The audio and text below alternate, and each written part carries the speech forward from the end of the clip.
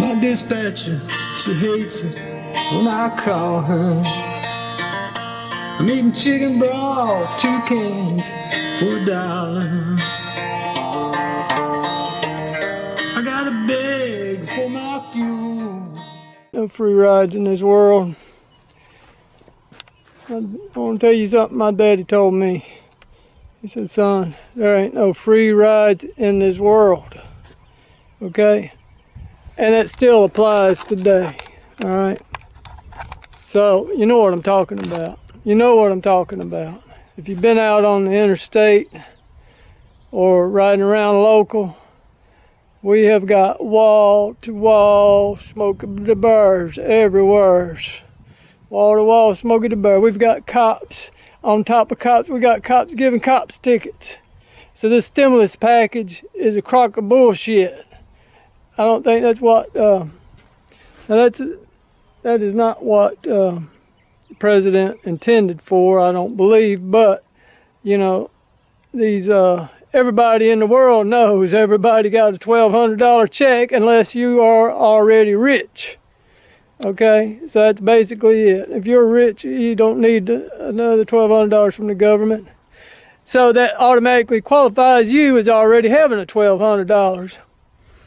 So right now, the government knows everybody's got $1,200 coming to them, one way or another. And the government is out to get it back and double their money. Okay, so I look for policeman is going to be out and about and giving citations for spitting on the sidewalk, brother. And they are going to be out city and county. I'm sure that's going to start piping up. All right, so you're going to get a citation for your grass being 1.5 inches long. Okay, you're going to get a citation like I did from Lancaster. Okay, back a few years back, they wound up, in the end, they wound up taking my home from me. Is what they done. They told me that my fence around my house was a 1/2 inch leaning to one side. And they was going to charge me $500 a day until I corrected it. Now, I don't have $500 a day to give anybody for nothing. So what happens is they just take you home.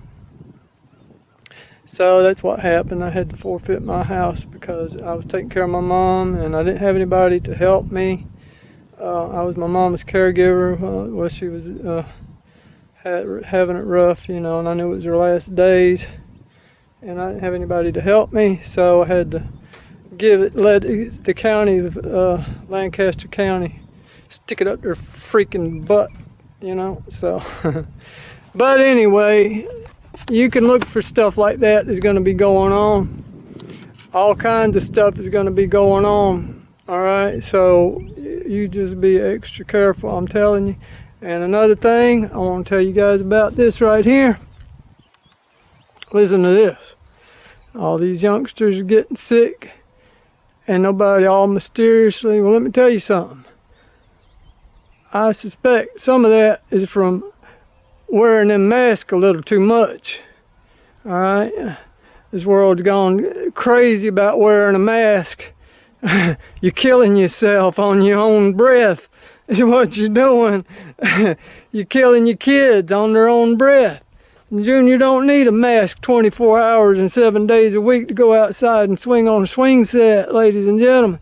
We all have expiration dates, okay? And if it's God's will, you're gonna go, okay? So, use a little common sense. I mean, you know, I don't wear a mask. I don't wear a mask because you know what? When I go in Walmart, I ain't planning on kissing nobody.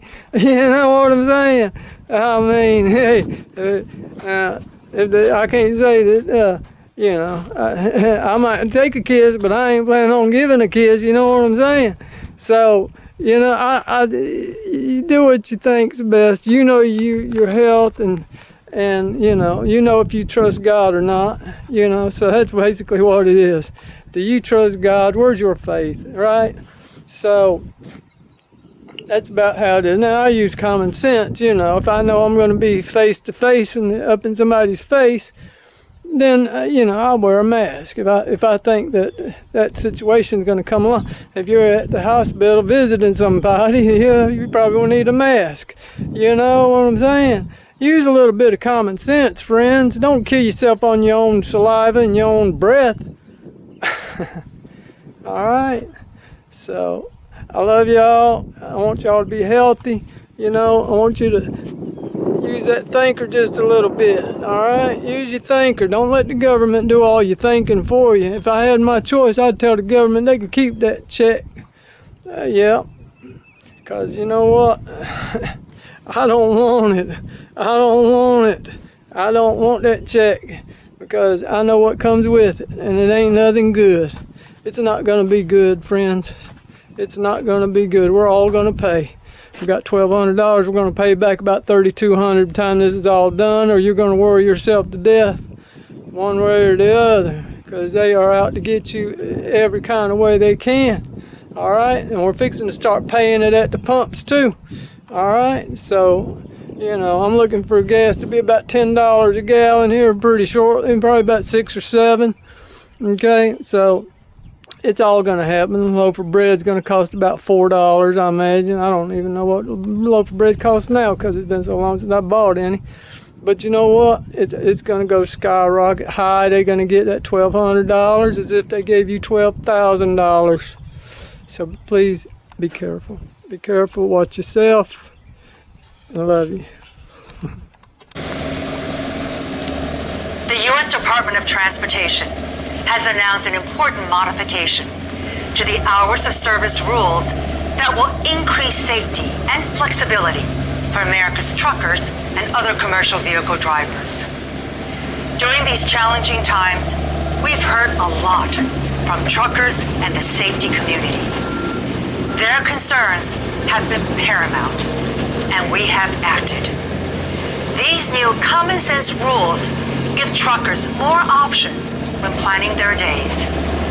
They will help drivers reach their destination safely without feeling like they've got to race against the clock to comply with federal mandates.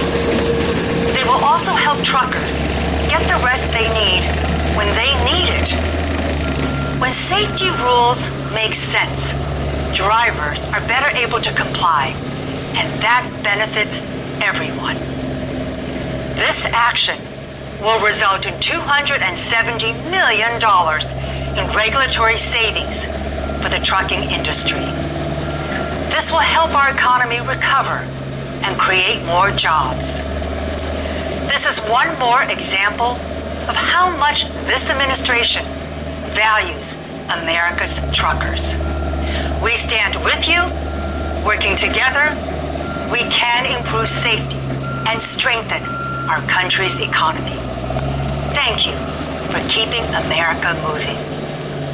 So this is May the 15th, 2020, and cities are opening back up, and this is 4:27 in the afternoon, and this is the first traffic jam I have seen in, 3 months?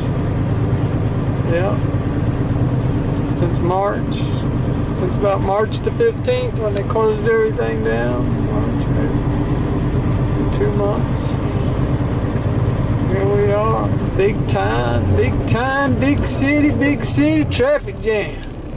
Got it going on. Things are starting to get back to usual, to the wind and grind of the big city time. So, yes, sir. Won't be long till we'll be going about 3 miles an hour. About 3 miles an hour through here. Well, that'd be about right. So, here we are. All right. right. It's good to see everybody back out here today.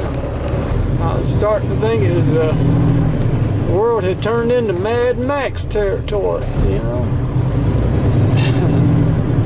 What it was looking like. It was looking like the apocalypse had already taken place. Mad Max was out and about. I was looking for him, but that never did happen. But here we are. Here we are. Here we are. All right. All right. So wow. So that's what I got. See that rag? That's how much dust I got off that door. Wow. And I'm still going. That's how you do it. Now, one thing you want to do, you want to get yourself a good brush. Okay. So I've got Purdy brush. That's always been my favorite. And if you can get the red-haired Purdy brush, if you can go to extra couple bucks and get that red-haired Purdy brush, you got you something right there. Red-haired Purdy brush lasts you a long time. That's what the professionals always love, is that red-haired Purdy brush. Okay, so now I'm going to get busy doing the paint job right here. So I'm going to show you something right here. How to paint your front door or your back door or any door. It don't matter. Now, get your brush. And you get your paint, okay? No problem. So you got your brush and you got your paint. That's two things you got to have in order to paint anything. That sure does help a whole lot when you got those two things. If you're brush painting, it's hard to brush paint without a brush. So that's the color we're going. Kind of a bluish grayish. Like I say, I got it on sale. Mixed match paint, but you know. So here's what you want to do basically. You want to start at your edges just like this. When you're painting, this is a 6-panel door. So when you're painting, you want to start at your edges, go like that. And paint your squares. Okay? You want to paint your squares.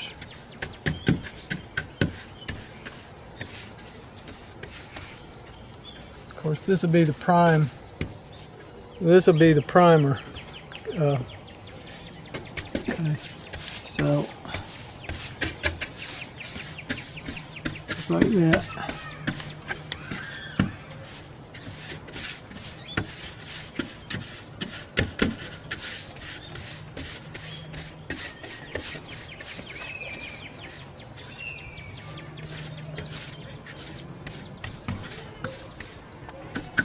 And got to go all the way down just like that, every square, and paint every square just like that, okay? And then once you get all the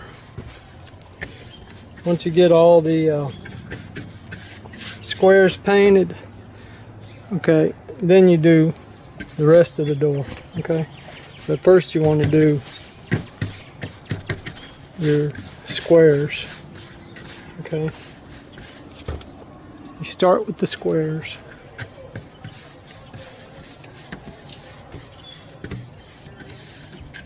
And you don't have to put the paint on heavy, okay? You just put it on thin. It's always better to put it on thin because you can always go back and put more coats of paint, okay? So if you put it on too thick, what can happen, of course, you know, it'll run. If you put it on thin, you don't have to worry about it so much running, okay? And so that's the purpose of applying thin coats in opposed to heavy coats. You know, I'd rather go back 3 times, you know? I'd rather go back and put 4 coats on it than to have a bunch of runs, because then you got to sand them out, all right? If you want to have a professional looking job. You know, have something you can have bragging rights to, you know. So, but now that's part of the reason why you do your corners first too, is because the paint, that's the reason we do the squares, you know, because the paint is more likely to run in these areas, like right here, right here, right here. That's where the paint is more likely to run. So by us painting the squares first and then do the outside edges, or by the time we get the outside edges painted, then we go back and we look at our squares for runs, because that's where our runs are going to be. You know, you're usually not going to have any runs in the straight in the other areas. It's always going to be in this area, because there's so many different hot spots that the paint can run at. Okay, so that's the purpose. That's kind of the purpose that you want. That how come we want to do our squares first? Okay. Okay. So as you can see right there, I got a little bit on me right there. But anyway, that's my door. Okay.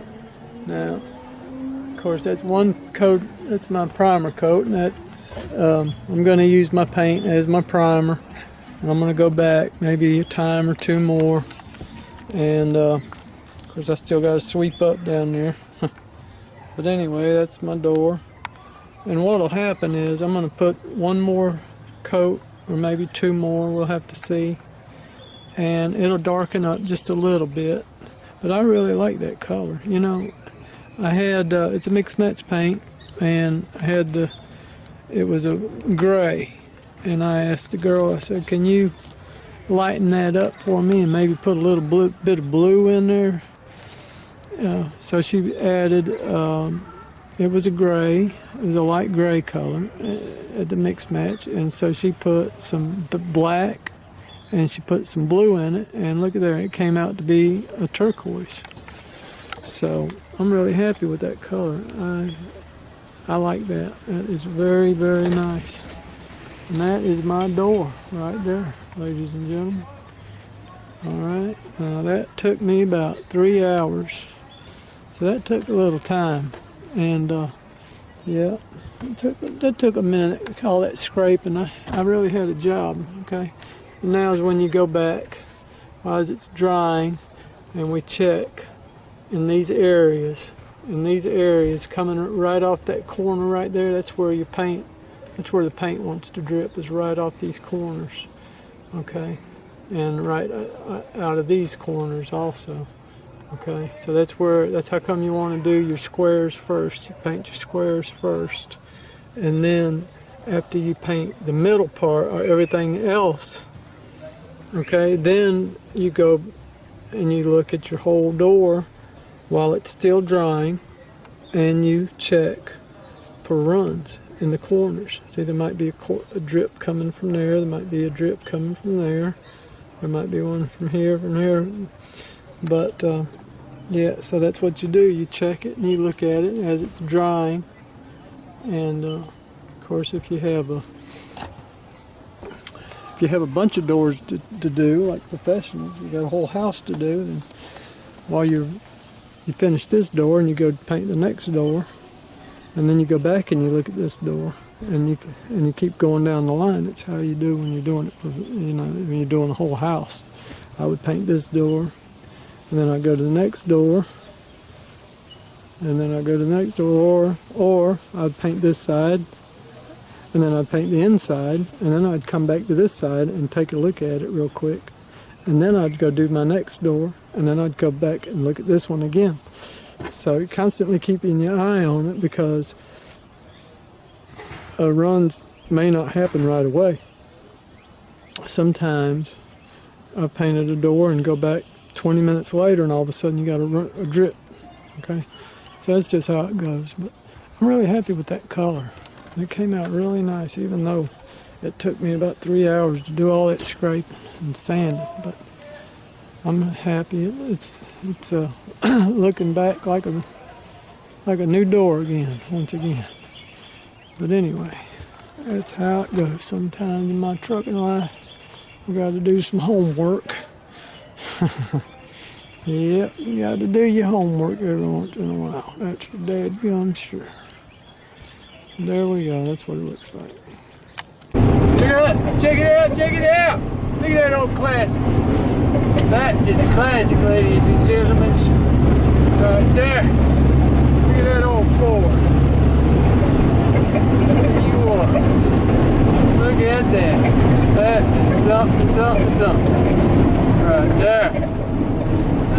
That is all right, all right. Check that out.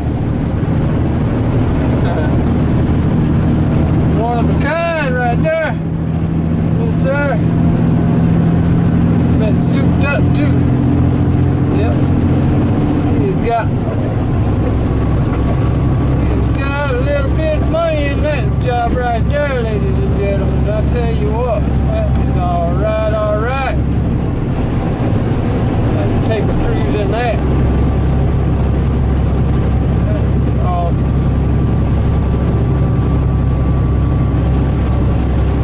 Yeah, pretty cool, pretty cool. Here we are, here we are. This is, I am somewhere in between Knoxville, Tennessee and Sevierville, Tennessee. Okay, that's where I'm at right now. This is what it's looking at. Things are starting to open back up, like restaurants. Restaurants are able to have indoor dining now here in Tennessee. We saw that for sure, for sure. And yeah, so see a little bit of change going on. A little bit. You are a truck driver and you need to loosen up. We are, that's between us each and every day except this windshield and the outside world, right? Well, here's the thing about it, is we are susceptible to the sunshine every day, right? So every day, year round. It don't matter, spring, summer, fall, winter. We get that sunshine coming in through that windshield every day. Now I want to tell you guys something. Right here, I got some of this right here. Bought me some of this Neutrogena. Okay? And so I put it on my face every day to help, because I was just breaking out. And I saw this Neutrogena and I knew Neutrogena. Sounds like I'm doing an ad for them, but I'm not. I'm just telling you. You know, I knew it was good for your skin. Neutrogena is good for your skin. So they have suntan lotion now. So that's what I got. But you get anything you want. There's other ones. And thing is, if you get I didn't see it on there, but a lot of suntan lotions have vitamins in it. So, you know, for your skin, vitamins, all kinds of good vitamins, especially if you look at the indoor tanning lotions. They have a lot of vitamins.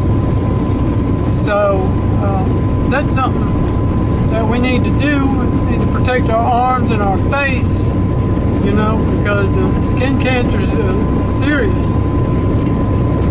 So think about that, alright? Think about that. You want to protect yourself. Make that small investment and take care of yourself, because you know, if you don't take care of yourself, who will, right? You're the best one for the job. That's what I say. So get you some suntan screen lotion and put a little bit on your face every day and protect yourself. Alright?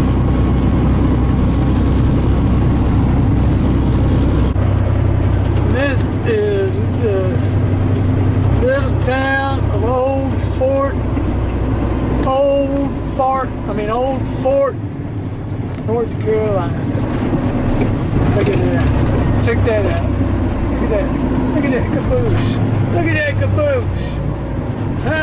Diggity doggities. The train museum. Right here in Old Fort. Right here in Old Fort, North Carolina. Sounds exciting. Go to the train museum. Nice little town.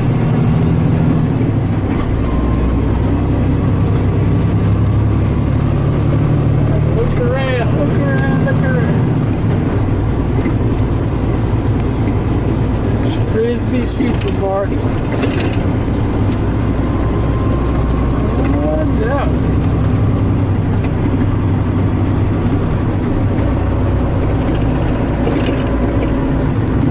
Here, just at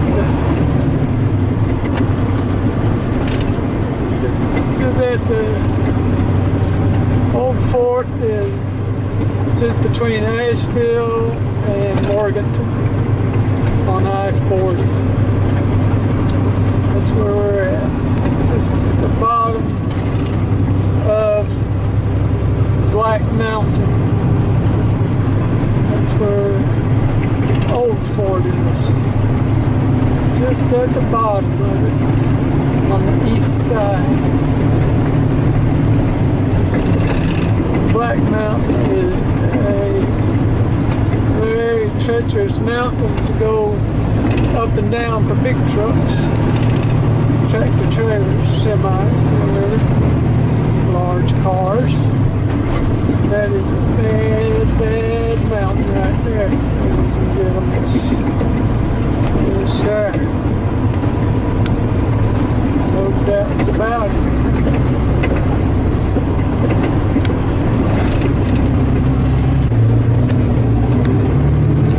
Coming up on here, ladies and gentlemen.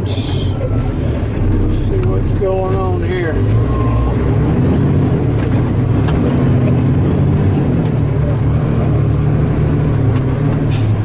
Prayer time. Time to say a prayer. Dear Lord, we bless those first responders and those that they are responding to. Bless them and let them. Let goodness come their way, dear Lord, in Jesus' name. Give them the best doctors. Let their doctors and nurses be alert. In Jesus' name we pray. Amen.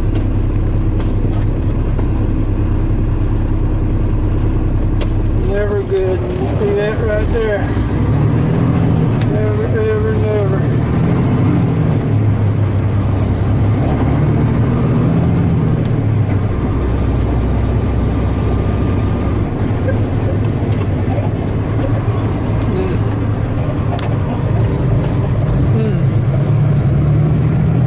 Okay, friends, so here's what happened recently. New thing. I got pulled over by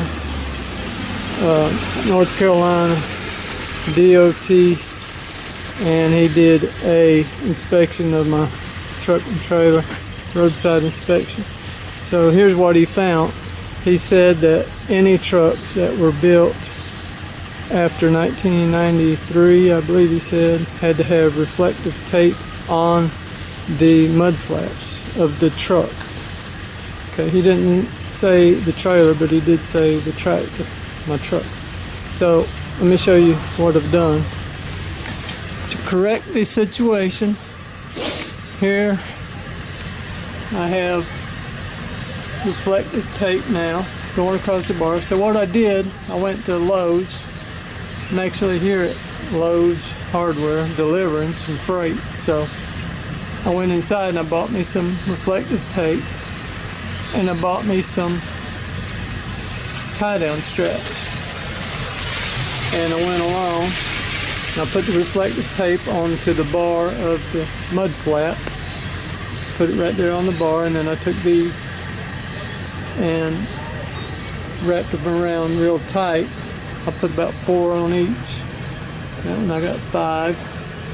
You go along and and tie it down with the tie straps, because the glue on these reflective tape is not very adhesive. So that's what I've done. You can see over there, that one. You can see a little bit of it. I've done that one as well. But yeah, it's always a new law out there. And of course, DOT is the first to know about it. And everybody else is the second to know about it. And that's no sense in getting upset. It's $100 citation, but you know what? That's how they make their money. That's what they do. They are policemen. They write citations, okay? So they protect and serve their own, okay? So that's what it's all about. DOT officers are hired on to write citations to trucks and trailers and tractor trailers, especially the tractor trailers. That's their main purpose and focus, is to write citations to tractor trailer drivers and companies. Okay, so no use in getting upset about it. You fix the situation, correct the situation for whatever citations that they've written you, and pay your fines and do your job. Get along, go about your day doing your job, okay? So that's how that works.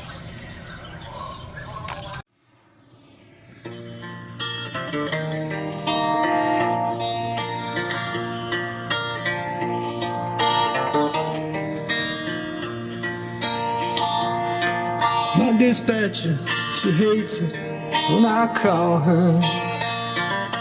I'm eating chicken broth, 2 cans for $1.